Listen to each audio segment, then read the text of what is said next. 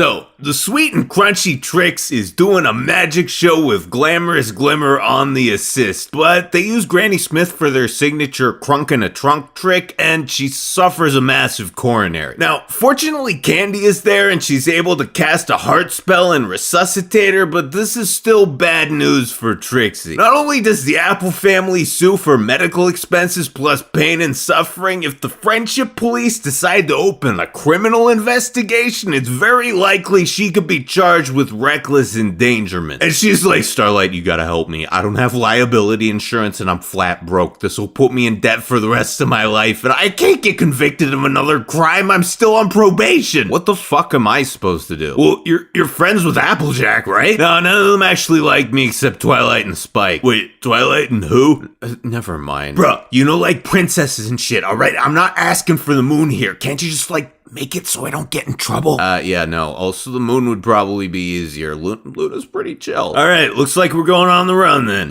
We? Yeah, I mean, what's tying you down here? My job and my friends? Guidance counselor is the gayest job ever, and you just said it yourself. Nobody actually likes you. Well, good point. Also, Candy's gotta have a very strong neck to walk around all day and do that sunshine dance with the little abomination latched onto her head the whole time. I guess all of those years of deep-throating Shining's cock really beefed up those muscles. I love cum. So Glimmy starts a fire in the castle to distract Twilight, and our two fledgling fugitives are off on the road to Hades. Oh my god. Wait. They probably sing a song about it. Is this what I think it is? We're off on the road to friendship.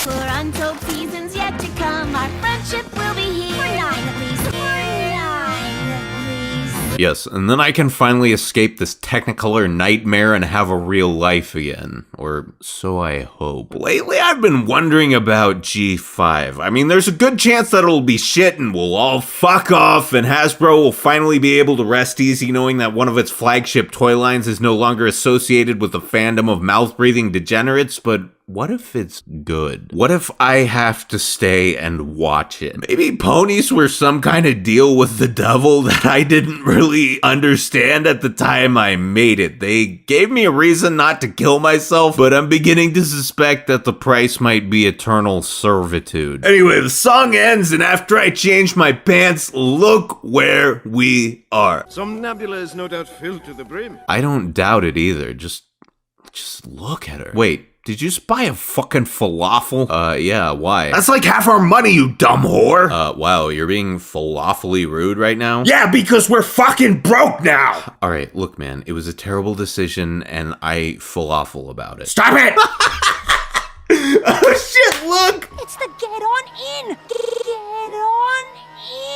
Now, after the falafel debacle and a harrowing line standing incident, our two protagonists are starting to experience some salt buildup, and all they want to do is get on in, get it on, and get to sleep. However, it seems that Somnambula's every last hole is full, and they're forced to sleep in the wagon where there's zero fuck space and hardly enough room to move. Trixie, what is this? Well, you were snoring like a buzzsaw and I had to shut you up somehow. These aren't clean, are they? Hey, it's aromatherapy. Gross. Okay, for real though, you fucking tiny horses have magic that can control celestial bodies and manipulate time, but nobody's invented earplugs yet. Anyway, the combination of stress, sleep deprivation, hunger, and just having a slew of mental health problems in the first place finally gets to these two, and Trixie's like, here, Starlight, have the last carrot. I know how much you love putting long, hard objects down your throat. Oh no, you can keep it. You'll need it for a while after this. Man, maybe it's just my autism goggles, but I can't see this as anything else but the quintessential lover spat. Glimmy even throws all of Trixie's shit out of the house. People who aren't fucking don't argue like this. And so Triska's like, I never loved you anyway, and she runs off into the woods or desert equivalent thereof, but when she comes back in the morning... Who said you could do that? No, Pony, I just did it. Hey, Starlight, just come over here for a second. We need to have a little chat. Okay, just a little powwow, you know, you and me, just unpack this for a second. Have you been feeling lightheaded recently? Dizzy? Maybe you inhaled a little too much of Trixie's ball vapor? This whole fiasco is presented as though both parties are being equally unreasonable, but that is not the case, my friend. This is a historic moment because right now I can say something that I never thought I'd be able to say, even if the show ran for 30 seasons.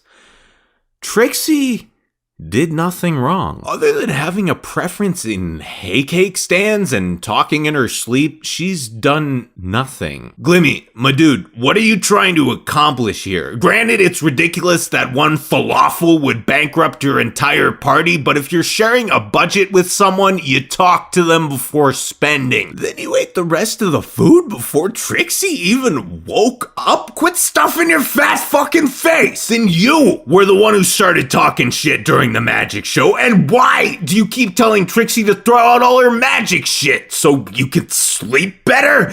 She's a traveling magician. That's why you two are traveling with magic shit. You knew the setup from the beginning. You have no right to get pissed about it halfway through the trip. My wagon is too small for us. I understand if you're having second thoughts. Are you kidding? This wagon isn't small, it's cozy. Now you trade away her wagon without even asking, and you act all huffy when she gets mad?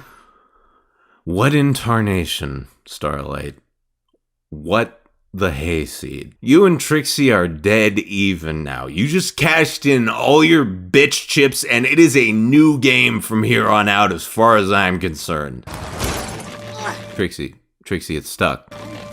Trixie, hey, Trixie, your thing is stuck on a thing. Trixie, you can't just pull on it. It's not gonna go. You know how like sometimes you're trying to get a thing to go, but it won't fucking go? That's what being stuck is, when they don't go because they're stuck. Trixie. Oh shit, my wagon! Oh bro, it's my wagon. Look, thanks, but that bitch traded without even asking me, and it's causing me a huge amount of stress, so let's just switch back, cool? I apologize, but I have a strict no takesies backsies policy on this kind of stuff. But the whole reason you offered to do this was because you liked me and you wanted to help me, right? Yeah, I mean, granted, there's that, but I mean, you know, fuck you, apparently. So are you just fucking with me or what? I am not sure I even know. Fortunately, right then, Glamour's brain stops shitting itself and she returns with wagon in tow, but I swear to God, this guy just likes fucking with him. Glimmy has to beg him and he's finally like, alright, I'll give it back if you can provide notarized proof of friendship. Alright, you want proof? Here's proof.